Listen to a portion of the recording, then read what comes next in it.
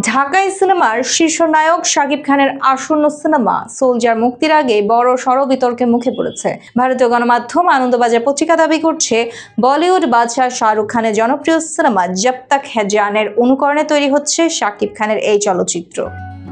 আনন্দবাজার তাদের প্রতিবেদন উল্লেখ করেছে, দীর্ঘ সিনেমা জীবনে শাকিব খান বাংলাদেশের অনুরাগীদের কাছে কিং খান নামেই পরিচিত।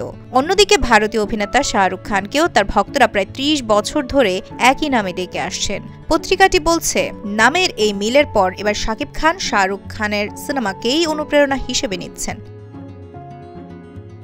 আনন্দবাজারের দাবি অনুযায়ী শাকিব সোলজার ছবির চিত্রনাট্য একেবারেই শাহরুখ খানের ২০১২ সালের ব্লকবাস্টার সিনেমা জব তক হ্যায় জানের আদলে সাজানো হয়েছে। শুধু নায়কের চরিত্রেই নয়, মিল পাওয়া যাচ্ছে সিনেমার নায়িকা বিন্যাসেও। যশ চোপড়া পরিচালিত জব তক হ্যায় জান ছবিতে শাহরুখ খানের বিপরীতে ছিলেন দুই নায়িকা, ক্যাটরিনা কাইফ ও অনুষ্কা শর্মা।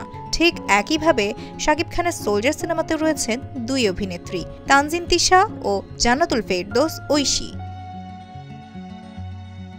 প্রতিবেদনে একটি সূত্রের বরাত দিয়ে আবারও দাবি করা হয়েছে, সোলজার সিনেমায় তানজিন তিশার চরিত্রটি নাকি হুবহু জব তক হ্যায় জান ছবিতে অনুষ্কা শর্মা অভিনীত আকিরা চরিত্রের আদলে তৈরি করা হয়েছে।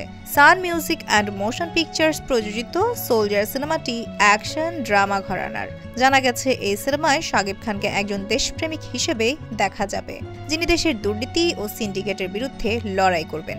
সিনেমাটি পরিচালিত করছেন শাকিব ফাহাদ। ভারতীয় গণমাধ্যম এই দাবির বিষয়ে এখন পর্যন্ত সোলজার টিমের পক্ষ থেকে কোনো আনুষ্ঠানিক মন্তব্য পাওয়া যায়নি। শোনা যাচ্ছে, সবকিছু ঠিক থাকলে চলতি বছরের ডিসেম্বরে প্রেক্ষাগৃহে মুক্তি পেতে পারে সিনেমাটি।